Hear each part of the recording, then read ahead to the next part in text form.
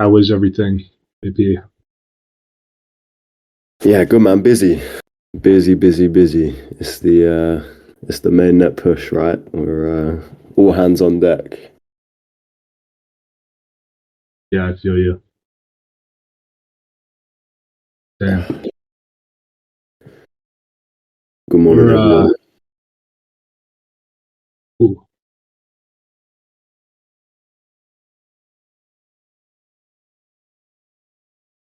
We'll slowly get people filtering in. In fact, I'll do a Twitter announcement as well.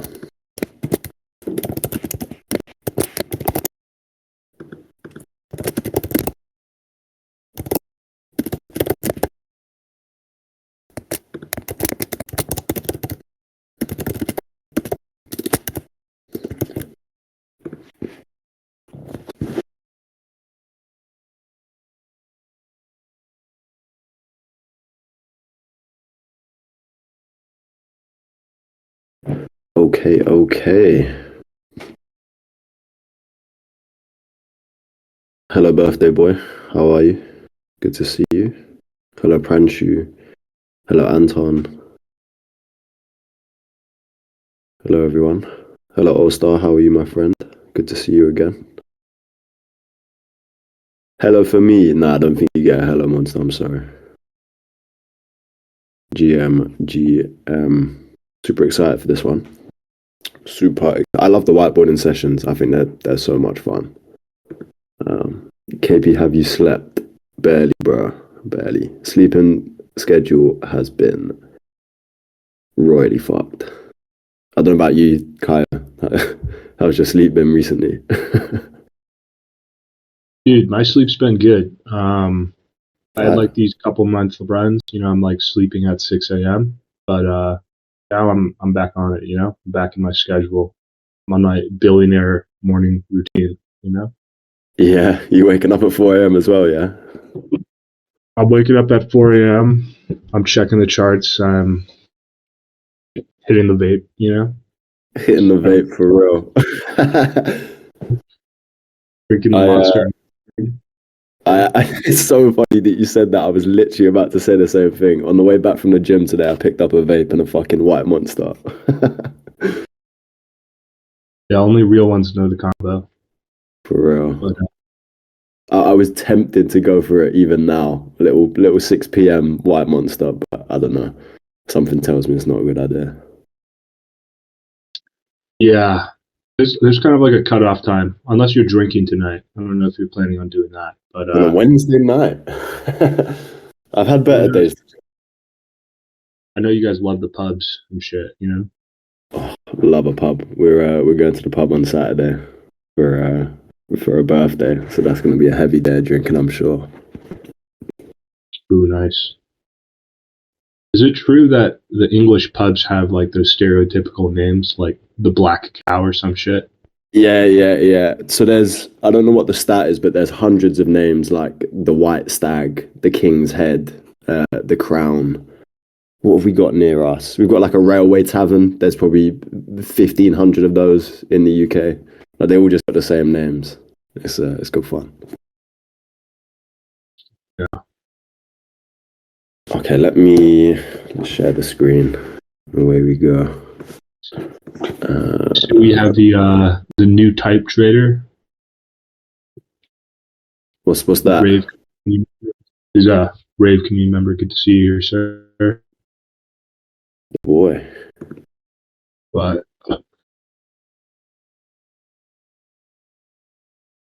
Present. Oh.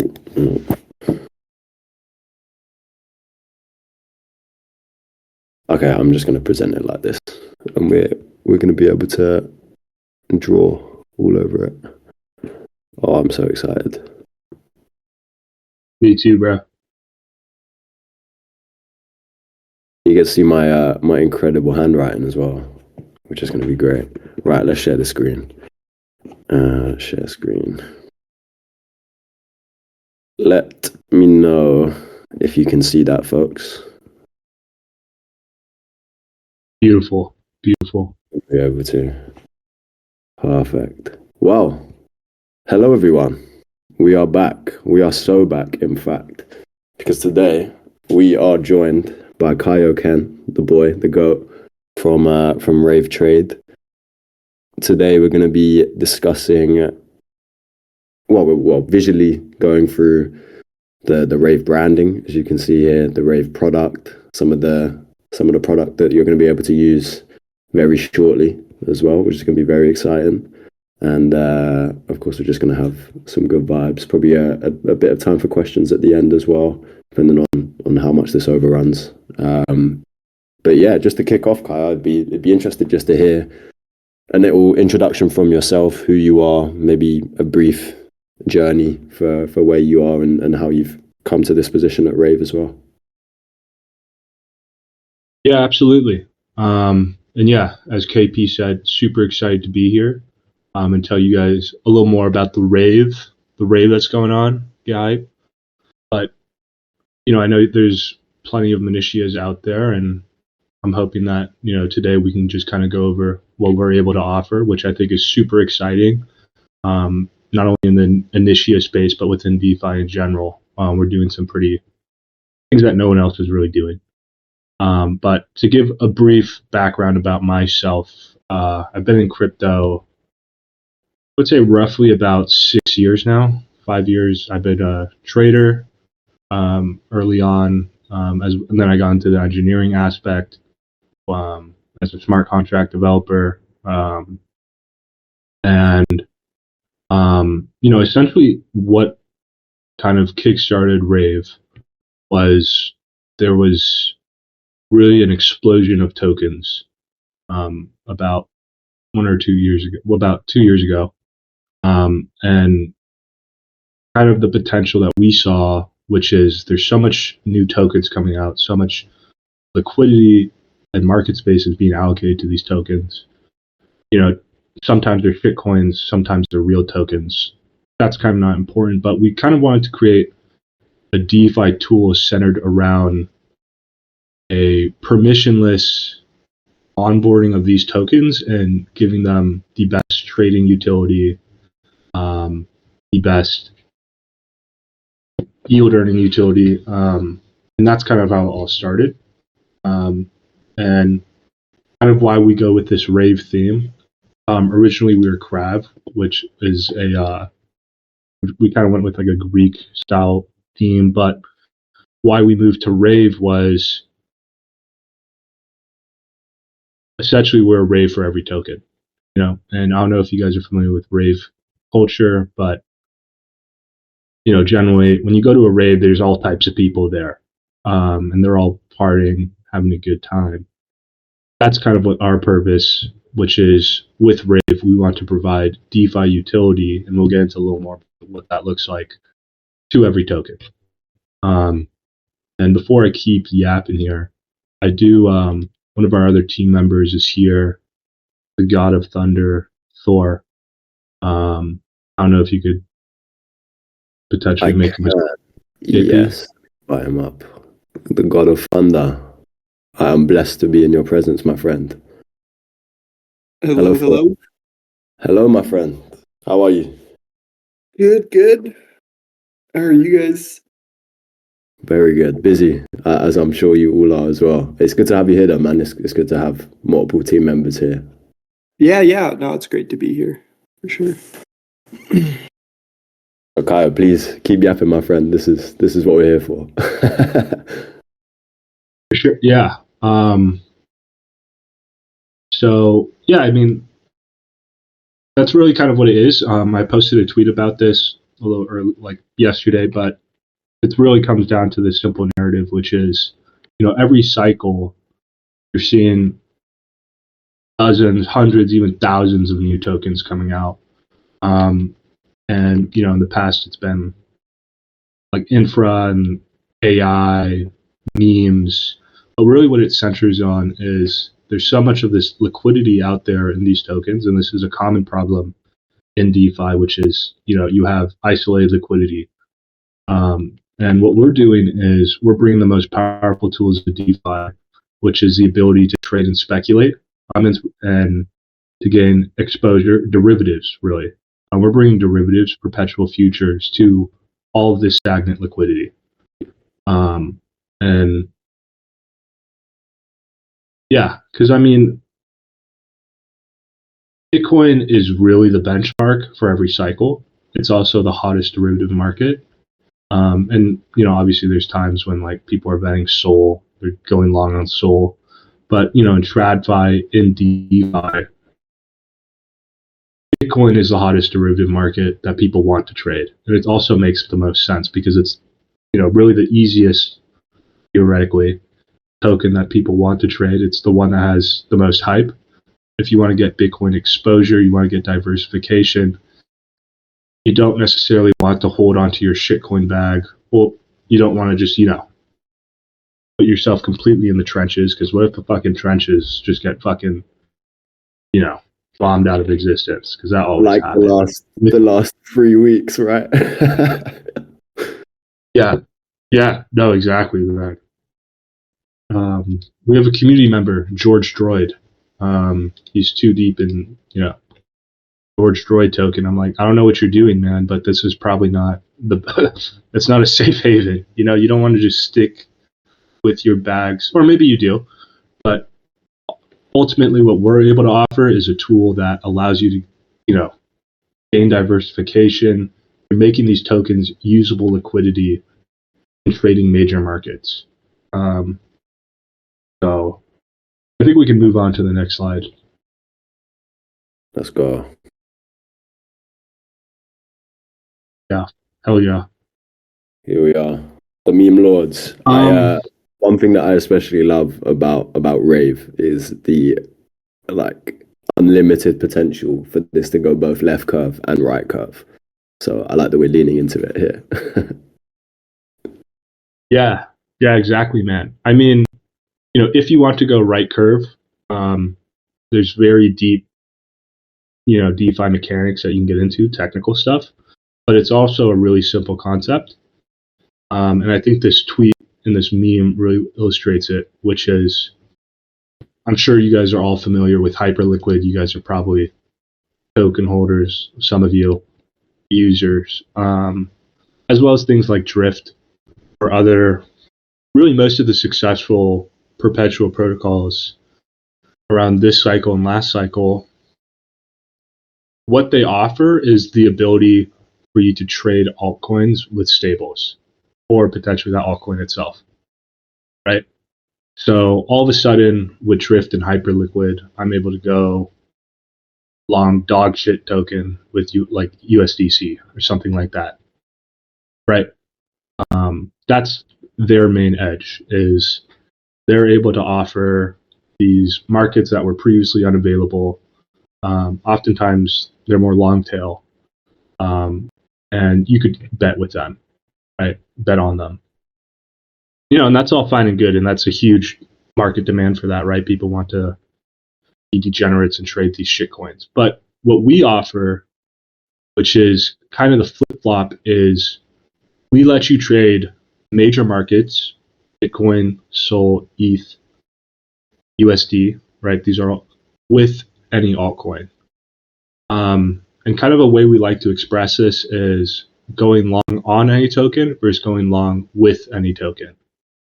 So going long on any token is these other people you can go long on these shit coins, and it's not really any token you can go long with, but you can go long on these smaller markets.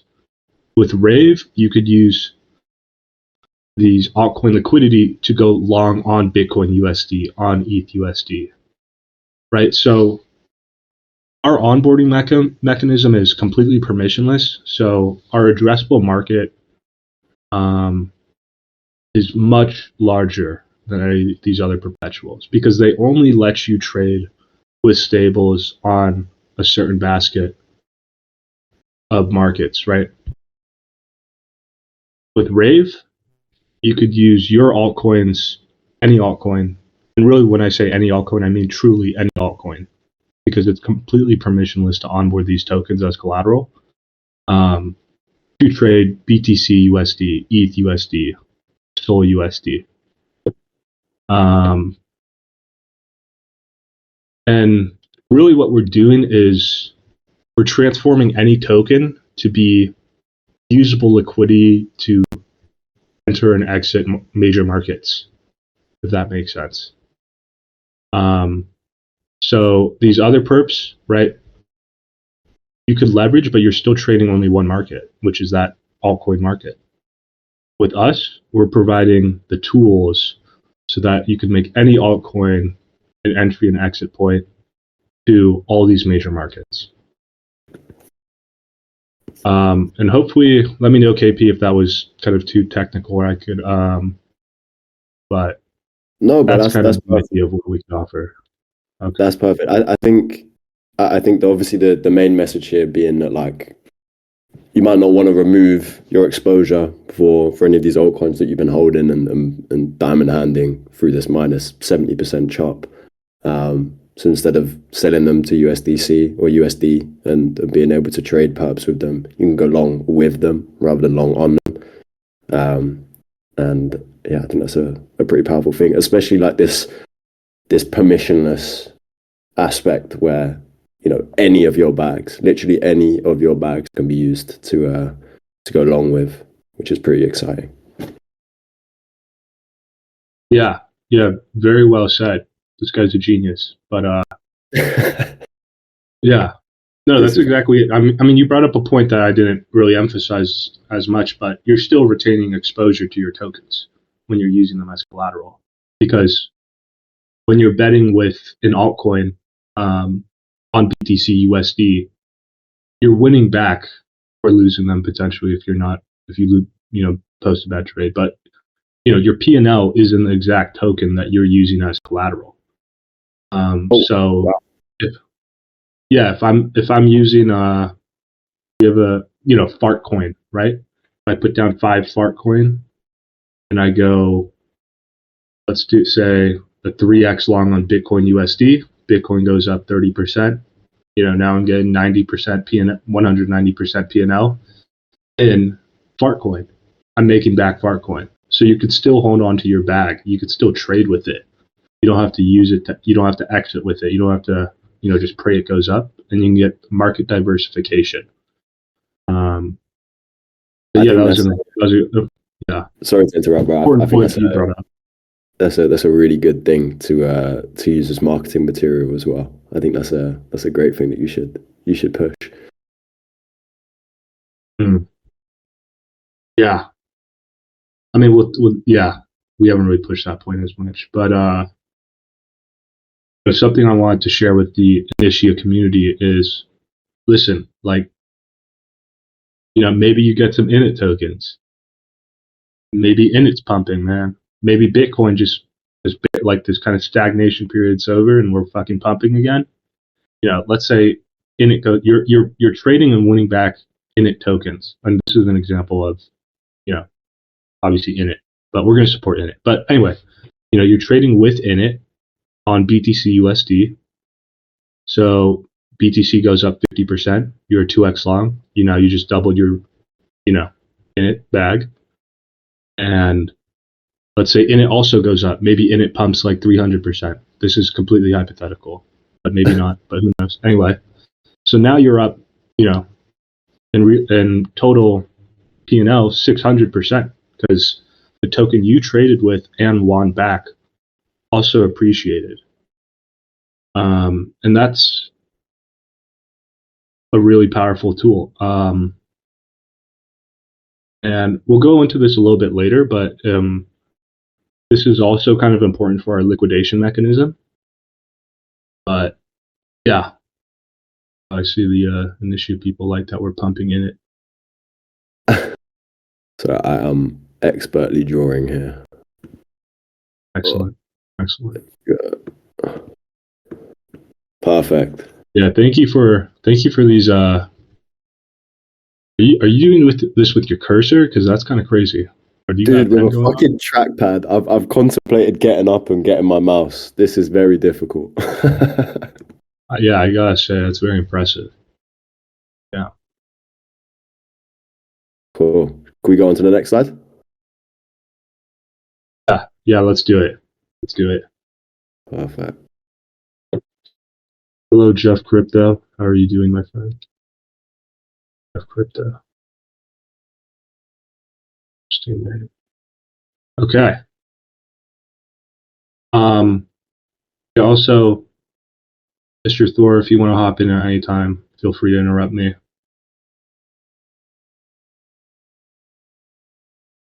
Okay. Yeah. AP, do you mind zooming in a bit? Yep, for sure. How's that? That's perfect. But we'll briefly go over. We won't briefly go over this, but this is really kind of how our mechanism works, and it's called Quanto. And this is really just going to kind of explain our mechanisms from a pretty good overview. So, as you can see in the top left, right, we have the asset that you're speculating on. In this case, we're going to say BTC slash USDT or BTC USD, right? And on the right side, you have your collateral, right? So it's whatever altcoin you're using. Victor, shorts are available, but so yeah, right. So those are the two sides of the equation. You have your market you're speculating on and your collateral, right? So really what we do is we kind of lock in a pseudo exchange rate so that however much BTC appreciates in value or depreciates,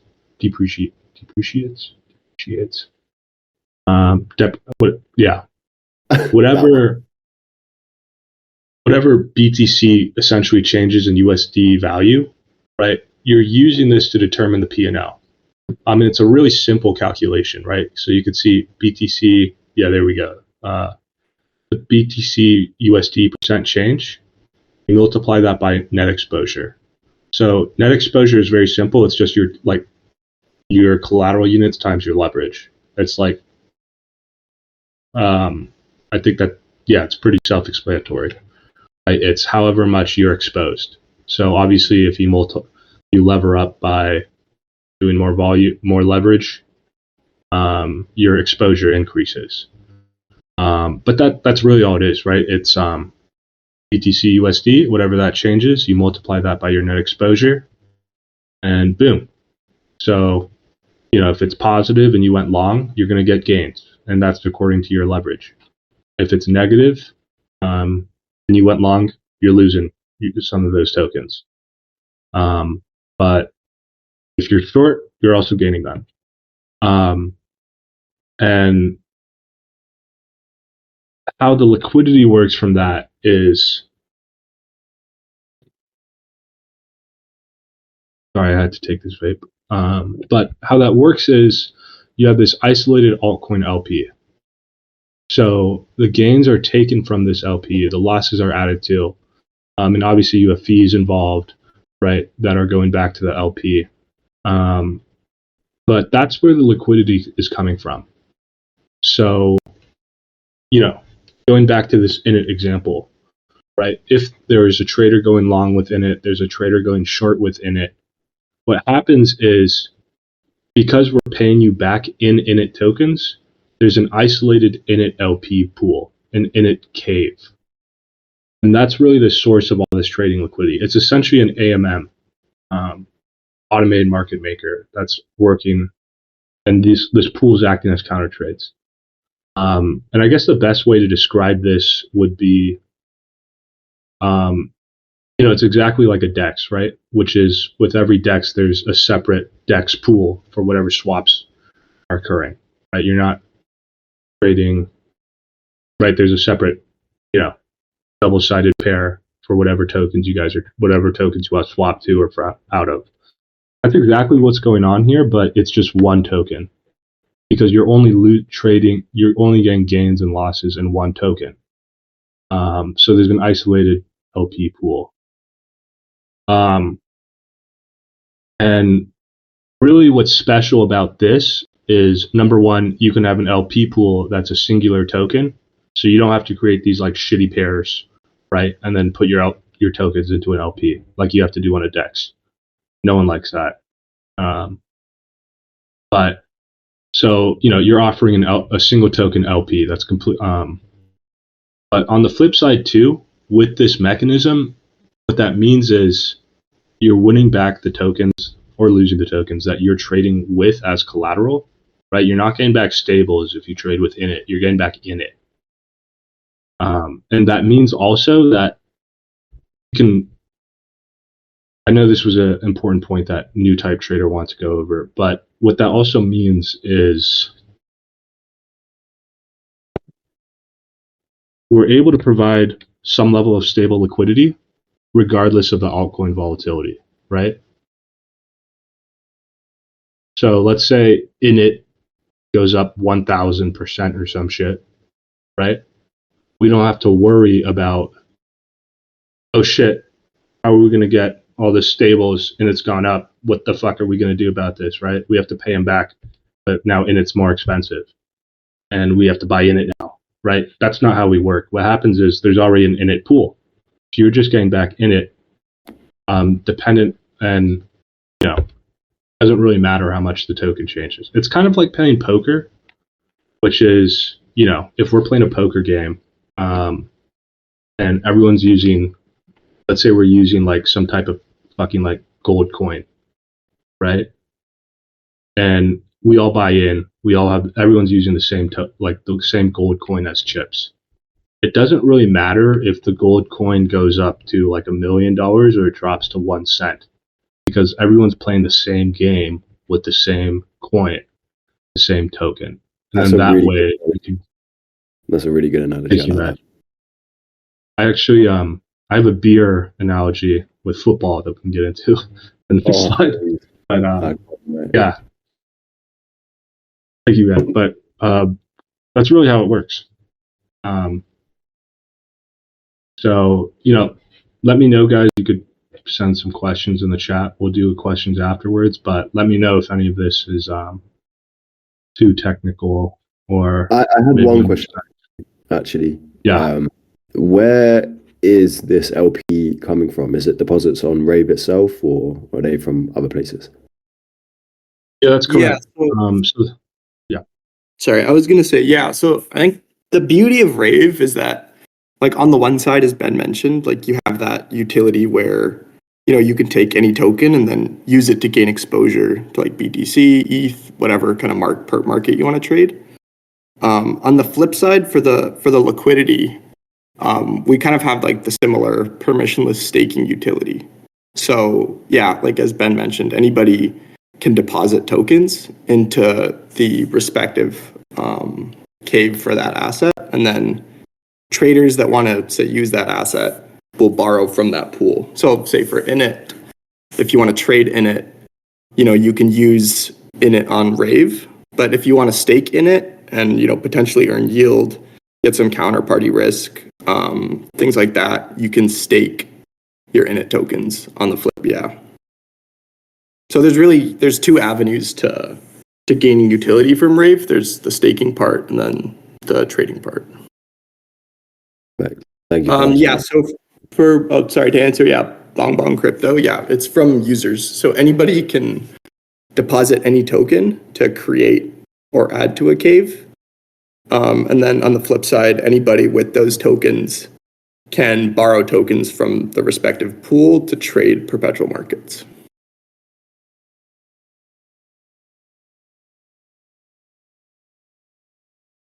Perfect. I think we can move on. Next slide. Thank you, KP.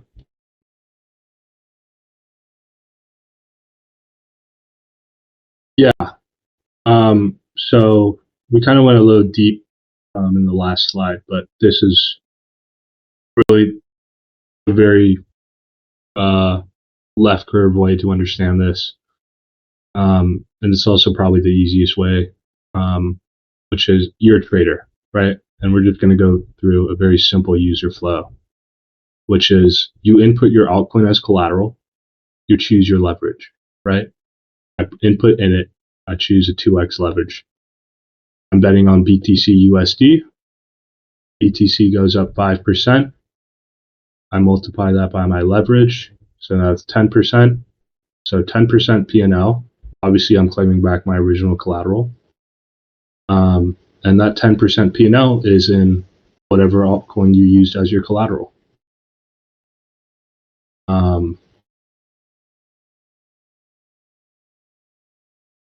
Yeah, it's really as simple as that. And am I sorry to interrupt again? Am I correct in saying that the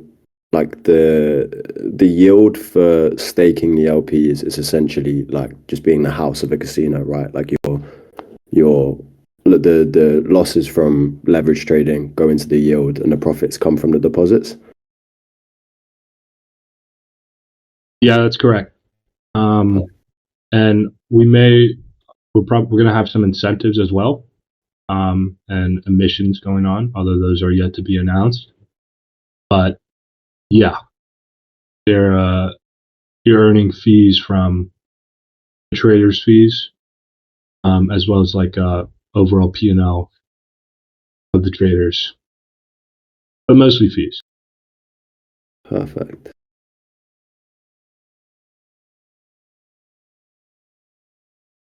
So it's fees,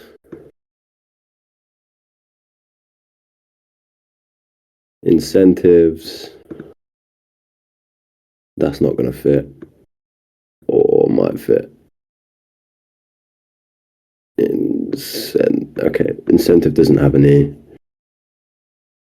And P&L. Perfect.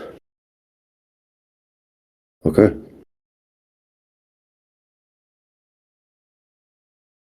Yeah, so some important notes I wanted to go over on this slide as well, which is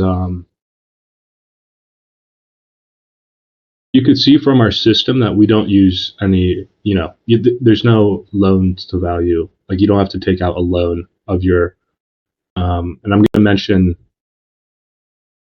maybe another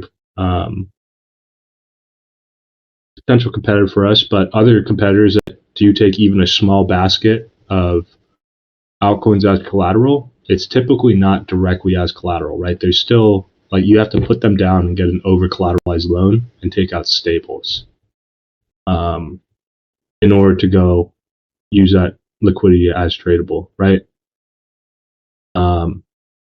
We don't do that. There's no, there's no loans, there's no, complex aspect of friction, which you have to like in some way kind of like alter your tokens, and then now you could use them. It's really simple. It's you put them as collateral and choose your leverage, and then boom, you're in. And with this system, because P&L is solely determined on the market you're trading, not the value of your altcoin. Well, P&L in units of your altcoin is determined purely on the market you're trading. You cannot get liquidated if your collateral drops in value or raises in value. If you're trading with, again, Fartcoin, and Fartcoin drops 90%, your long on BTC isn't going to be liquidated, right? Or your positions are immune to the volatility of the collateral you choose. That being said, though, it's important to point out that yes, you can be liquidated on our platform, and that liquidation is really the industry standard of 90% losses. So, if you're betting on BTC, and let's say, you have like a 1x long, BTC drops 90%, it's basically that 90% threshold of calculated P&L. Once you reach that point, your positions are liquidated. But as I stated before,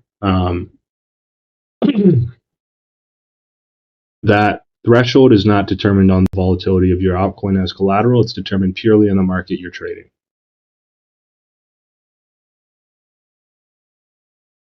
Perfect. So yeah, makes sense. So just to reiterate that, if your goal is to accumulate the altcoin that you put down here, we're using it as an example. If your goal is to, actually that's a bad example, we'll use Fartcoin as an example again. If your goal is to accumulate more Fartcoin, and you go say 10x long on Bitcoin stays the same price, but Fartcoin goes down 80% because your collateral is only in tokens rather than USD like value. You won't be liquidated for that. You'll only be liquidated for the Bitcoin, like if the Bitcoin price goes down. And obviously vice versa as well. Like if you use Init as collateral, it goes up 30%, but you're short Bitcoin. The only thing that will get you liquidated is that Bitcoin going down rather than your collateral as well, which is very good. Yeah, that's exactly it. And what's important to note about that is the whole idea of why the system is set up like this is because you want to trade with your tokens. You want to, if you're still holding these tokens, and you want to get market diversification, chances are you want to hold on to that exposure, that token. So, maybe that token goes down in price, but obviously you bought it, you're holding it. But, obviously if you're holding that token, you're assuming that token's going to go up. So when you're trading with these tokens as collateral, you're winning them back purely on an external market, BTC USD, Sol USD, ETH USD. That's the pure determinant for how much of that token you're getting back. And KP, as I mentioned, I got this great football hub example. Sure. Let's say we're in the pub, me and KP, we're chilling at the White Stag or whatever the hell it is, and we're watching, let's say, Arsenal versus Liverpool. And I'm going to make a bet with KP. I'm going to say Arsenal is going to go to 2 points, right? At least 2 points. KP is going to make the argument that no, Arsenal's only going to score 1 point. So effectively, we've established a long and short position with 2 at the baseline, right? KP is short. He's saying Arsenal's not going to get 2 points. They're going to get 1 point or 0 points. I'm long. I'm saying Arsenal is going to get over 2 points, right? So now we've established that there's this external market we're betting on, right? The Arsenal points. What we're going to use for this, right? Because we're gentlemen, we're not going to use real money, or maybe gentlemen use real money, who knows? But we're going to use beers as our payouts, right? So we buy, let's say, 4 beers, right? For every point that is below 2, KP will get 2 beers. For every point that's above 2 goals, I'll get 2 beers. So now you've established that the beer is the collateral and P&L asset, right? So it doesn't really matter if this beer is like all of a sudden the fucking beer factory burns up and this is the last beer they have and it's super valuable, right? Who fucking knows? Or, maybe they just opened like a shit ton of those beer factories in Mexico or something and they're pumping them out and they're not valuable anymore, right? Doesn't really matter because we're betting on an external market, which is the Arsenal points, and we're just using the beers as a collateral and settlement asset. And that's the idea, it's swap out Arsenal points for Bitcoin market and beers for your altcoin, and that's really all it is, man. It's you're betting on an external market with that's obviously divisible and calculatable with a token or beers, a completely separate asset, and the volatility of that asset does not matter because you're just using that asset as a P&L unit, a collateral unit for an external market. Hopefully that makes sense. Dude, it does. That yeah, that really humanized it, I think. I mean, certainly for me, it made me understand it well. I'm sure that everyone else in the channel, if you're not understanding, just let us know. We can obviously go over this again towards the end as well. But yeah, no, love the example of beers. I, however, would never bet against Arsenal as an Arsenal fan. So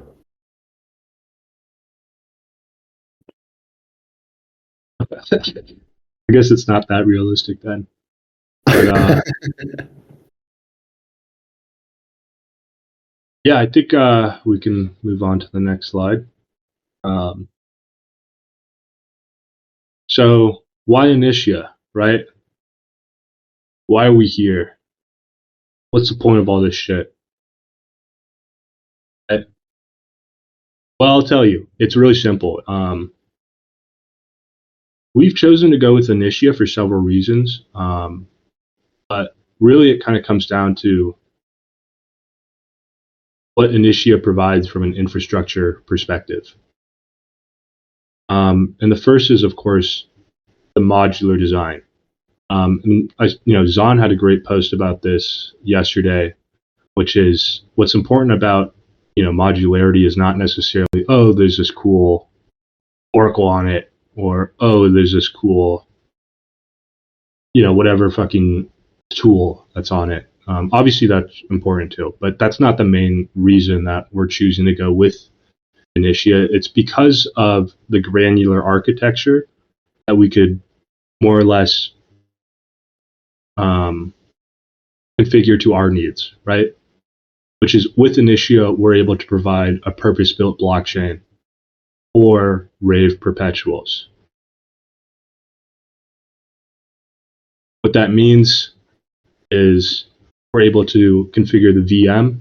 So we're going with the EVM structure for now.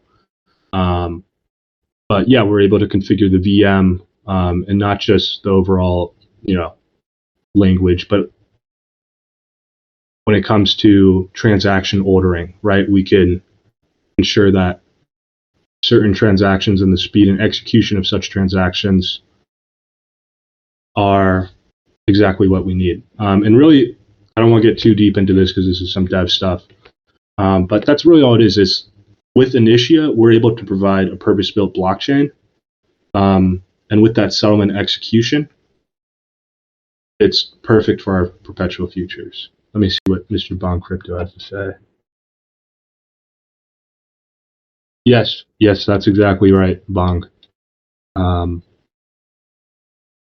of the key challenges and one of the main things in a trading experience is the speed and settlement execution in trading perpetual futures, right? Because they're super quick, or they can be super quick, but that's super important. And you're exactly right. With this configured specifically for a purpose-built Rave chain, it's exactly what we need to provide that lightning fast, strobe light fast speed trading experience and speeds. Yeah. Nice. And then point two, which is I think really one of the other than that, obviously that's the primary reason, but Initia has amazing cross-chain communication, and that goes with obviously IBC, but also an integration with Layer 0. And what this allows us to do is we're able to bridge across virtually any chain and offer Rave perpetuals, Rave cave pools to virtually any token. And obviously, we're starting off in the Initio ecosystem. Our main partners to begin with are going to be several Initias or several, Initia app chains. And we're going to make some announcements on exactly what those are pretty soon. But with, Initia's cross-chain communication, it's extremely beneficial for not just cross-interwoven chain communication, but virtually any token on any chain. I mean, that's really what we're trying to accomplish, which is we want to onboard as many tokens as we can and provide these perpetuals to them. And I used to say this a lot, but I'll bring it up again, which is just to kind of illustrate our goal, which is, you've seen in the past, right? What do DEXs do, right? I mean, DEXs offer DeFi utility in a permissionless way to virtually any token, the ability to swap, right? You can enter and exit a token. You could put your tokens into this shitty pool pair, right? And what they were able to do, right? Some of these dexes went omni-chain and got on all these different tokens, right? That's what they did, is they provided like a universal altcoin DeFi utility of swapping and pool pairs. And we're going to do the same thing, but for perpetuals. We're going to provide this universal tool for anyone to trade and get diversification while still holding onto their bags, or to put them in single-sided token pools, single token pools. And that's the vision for Rave. And I don't think I can stress just really how significant we see perpetuals as a tool. This is really a tool that was almost largely segregated to only stables for the vast majority of DeFi. And if not stables, you have like, a couple blue chip assets you could trade with, like ETH or Bitcoin. And we're going to bring that, which is one of the most powerful tools in DeFi, to virtually any token in a completely permissionless way. And we're going to do it on Initia, bitches. Hell yeah. So, yeah.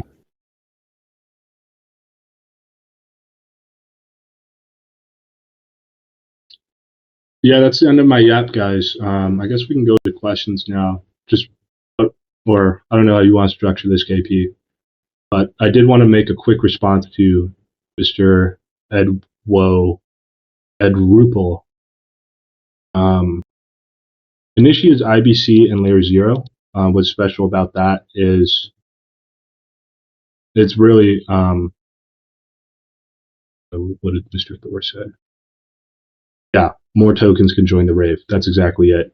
It's we're able to, with that bridging technology and interchain communication, we're able to provide Raves in a very seamless, bridgeable way to other tokens on other chains. Because this is, as I said before, it's permissionless. Anyone can onboard their tokens. So yeah.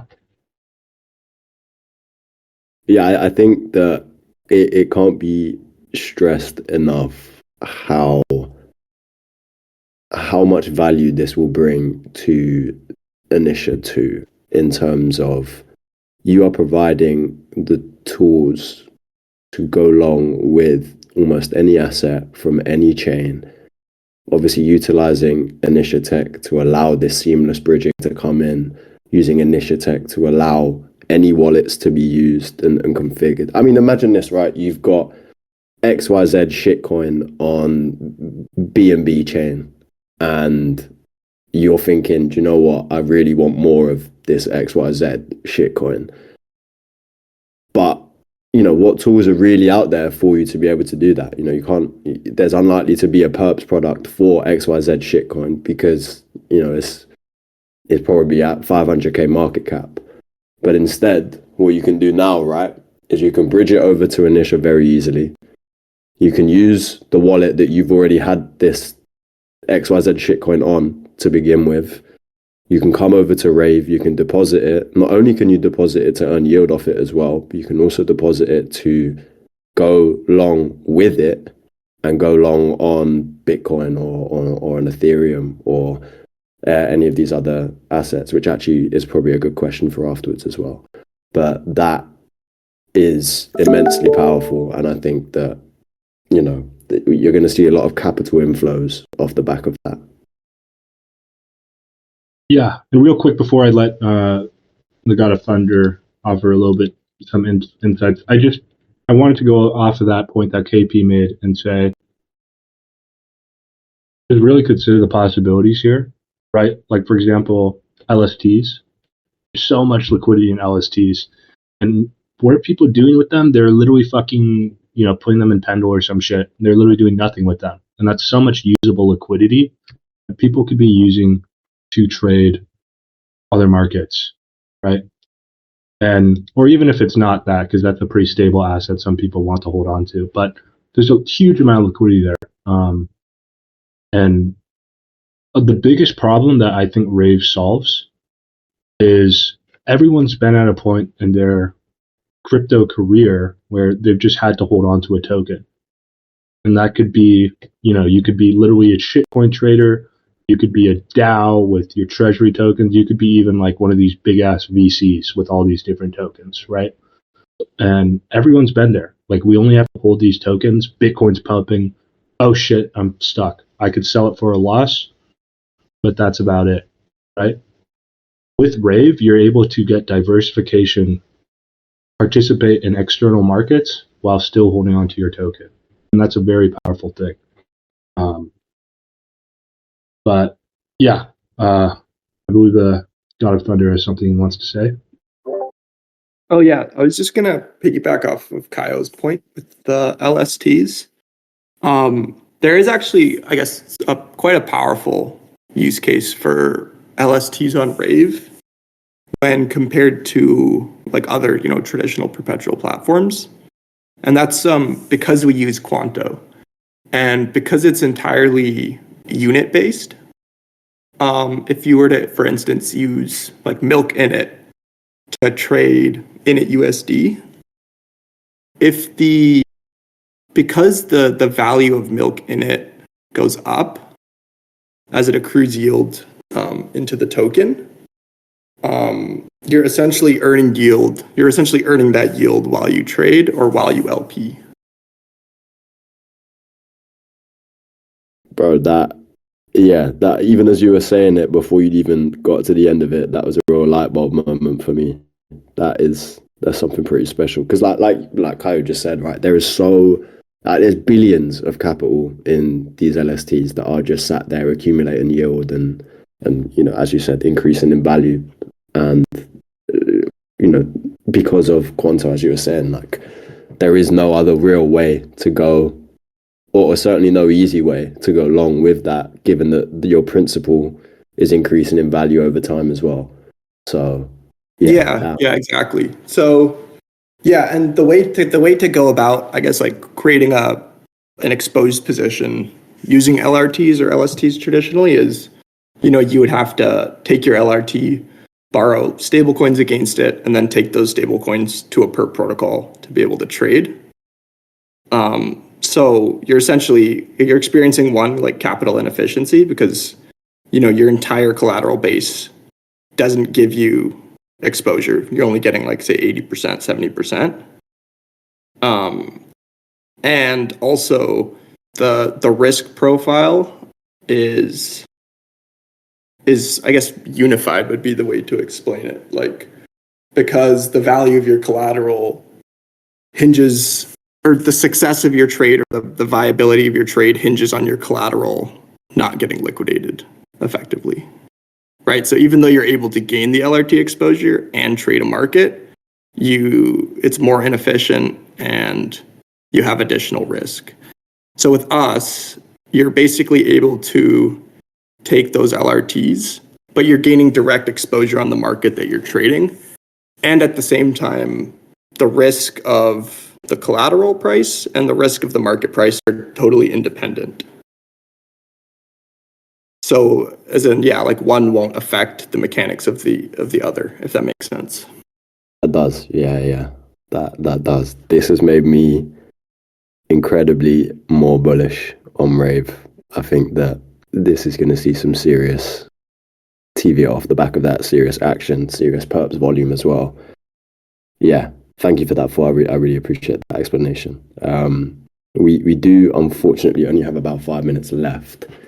Kyle, did you want to share all of that info that you just said? Or in fact, maybe just send it to me into Telegram, because I don't think you'll be able to send links. You might be able to, but and I will plus that.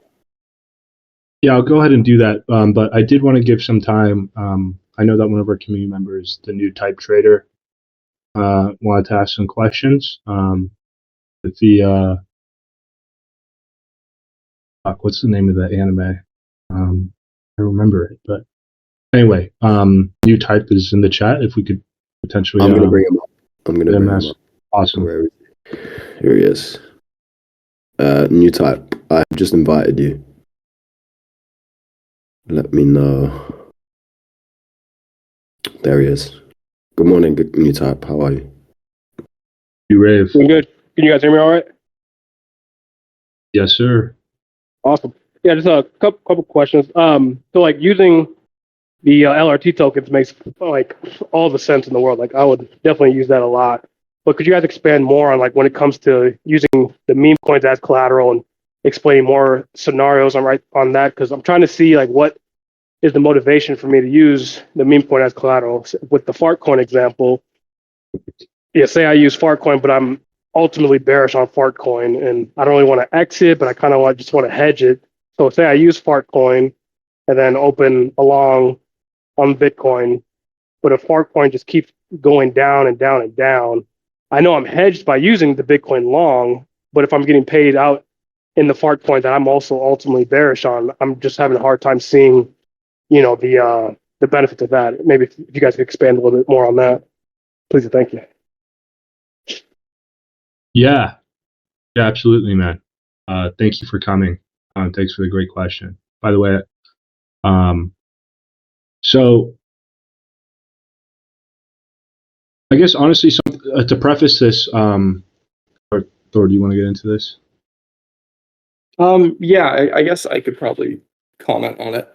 So I guess the point that Kaya was trying to make regarding like holding meme coins, I feel like if you think that they're going to go down, you're probably going to sell them, right? But it's more so the friction associated with selling them, right? Like if you have a big bag, you're going to have price impact and things like that. So it's more so, yeah, I get like an alternate path, I guess, or an alternate source of utility for your tokens. Yeah. Well, something I also wanted to mention is that was kind of like our earlier. Meme coins were kind of like an earlier path we were going down, but what we've realized too is that meme coins are kind of like a bag of worms because it's very difficult to get good liquidity out of them. And I think you're right. Like there's certain types of meme coins wherein, they're just very quick pumps and then people are just there for a short time. No one's there to hold on to their bag and really trade them. But that's not what we're going afterwards. We're going after not tokens that are here today and gone tomorrow. We're going about all this stagnant liquidity with many different holders, people that are out there that represent, as KP said, billions of dollars of liquidity. That's really, obviously we're permissionless, so we can onboard these, shit coins. We will onboard some shit coins, but not necessarily the ones that you mentioned. That's a very specific scenario of a meme coin holder who might not want to sell their token. And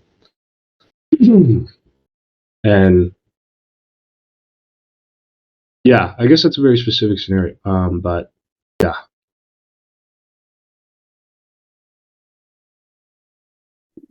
Like ultimately, Sorry for like that doomsday scenario. But so okay, yeah, that makes sense. But I guess mainly, hopefully, like whenever Rave does launch, it's not the place where just come bring your shit coins for collateral. Whereas hopefully we can market maybe a little bit more to the strong side of hey, we're having old coins, with have yield value or have staying power value. Um, so I'll be sure to make sure to market like, hey, this is not an exchange where we're just dumping shit tokens for collateral. Like, we actually want, legit tokens that are going to be here for the long run. I totally get that. Sorry about that. Yeah, that's a great question. By the way, you sound like Patrick Mahomes, who just lost a big game, the biggest game of his career. Yeah, I do get that a lot. Thank you. Yeah,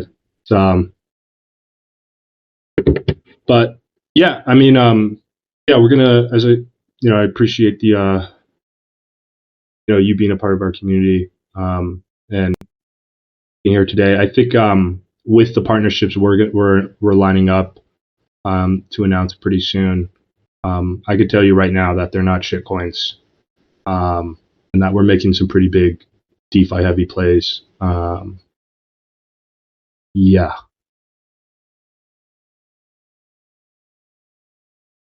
And real quick, I don't know if you guys can touch on like how you guys are doing certain safety measures for the Rave decks, like say the process of like, okay, we're gonna list, liquid staking token for ETH, or I think Milk in it was one of the example.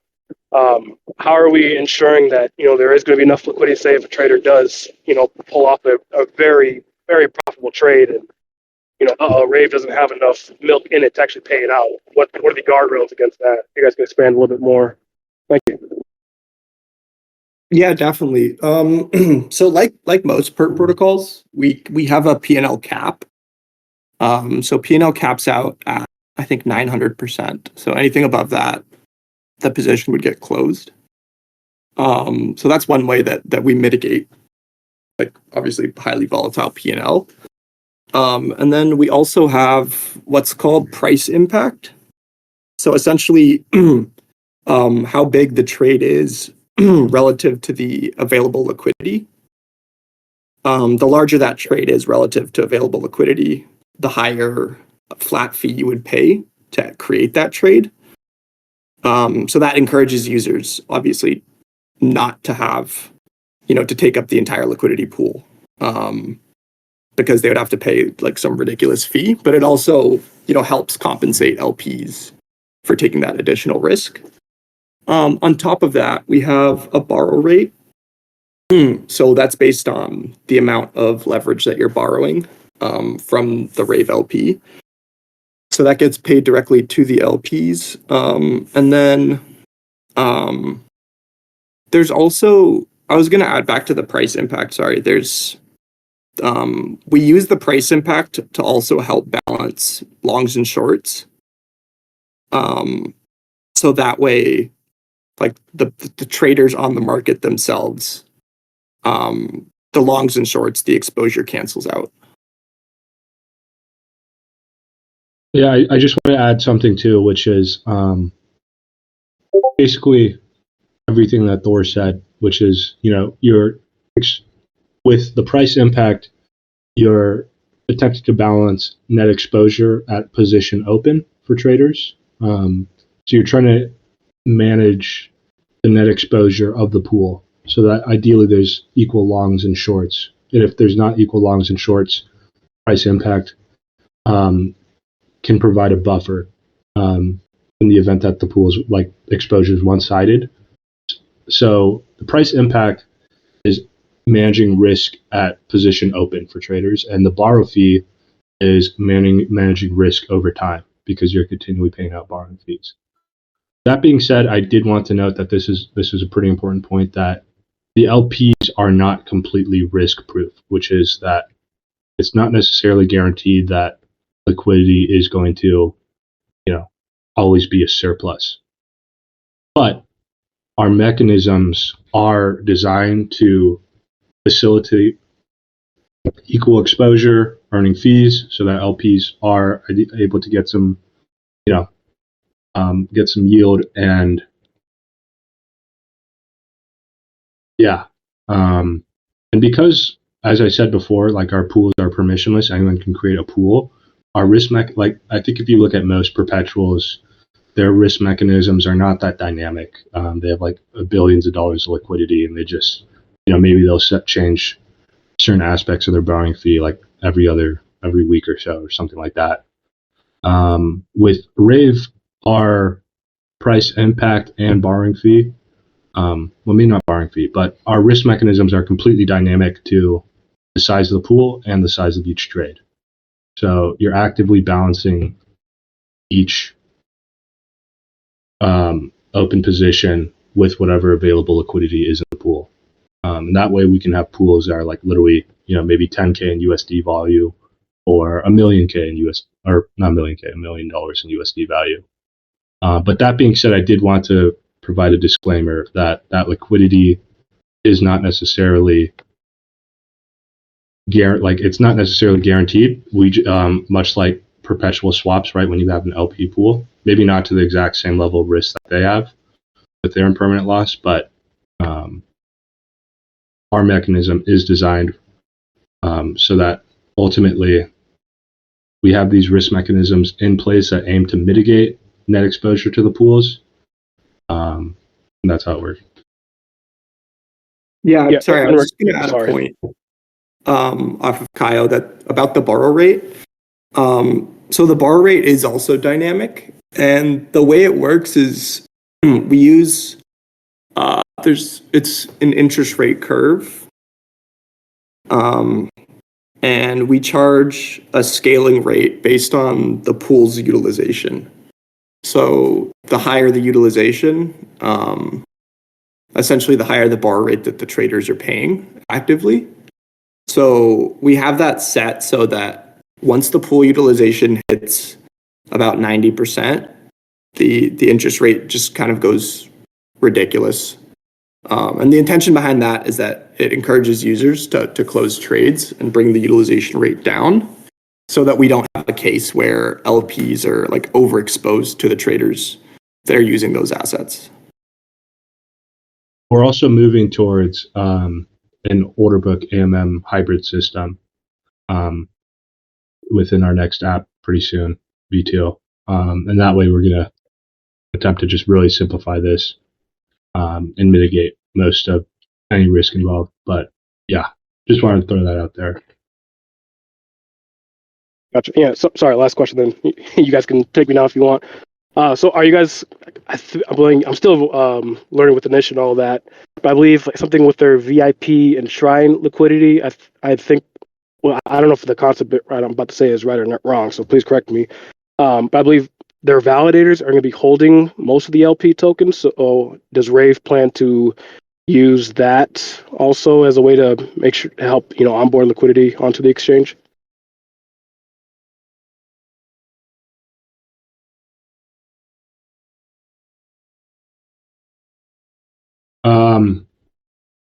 I think the God of Thunder can best answer this, but I can as well. Oh, yeah, sorry. I mean, so we've looked at it, and in order to do, like, we've talked about doing an integration, Kaio and I. It would require, because there's a staking period with the enshrined liquidity, it's not as, like, liquid as we want, so we can't really use it to directly settle trader P&L, because there's just, like, a 7-day unstaking period. So we do eventually plan on integrating that into like our available liquidity. But yeah, like we would need an automated process to settle that P&L for traders.